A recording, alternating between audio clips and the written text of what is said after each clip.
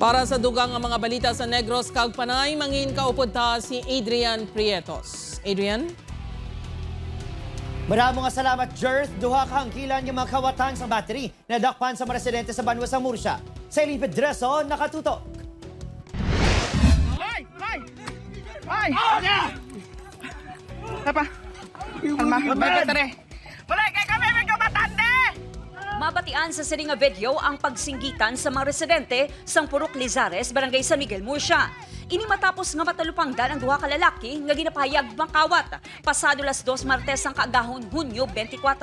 Sunod sa Murcia Police, nakabugtaw ang pila ka residente sang mabatian ang linagapok sa nakapark ka de pasahero nga jeep sa kilid sang dalan.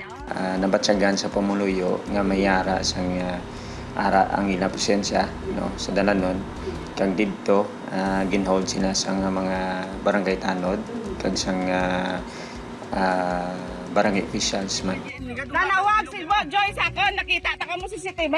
Gintuyo sa mga sospek na sanday Michael Manaay, 39 anyos, kag Mark Pihidero, 27 city ang duha. Sakay ang mga ini sa tricycle kung sa diin na-recover ang anong paka-battery nga ginapatihan ilaman nga kinawatan. Sunod sa barangay, madugay na nga ginareklamo sa pila ka mga residente ang insidente sang kinawatay.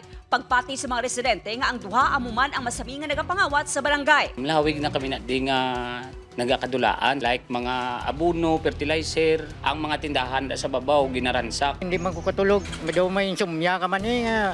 Kasi kung may tanggi man ko, basi ransak ko naman liwat. Duwagid sila.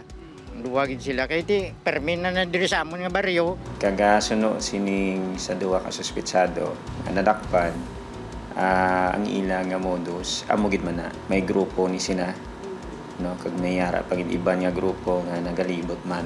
So, galibot ni sina sa neighboring towns and cities sa Bacolod.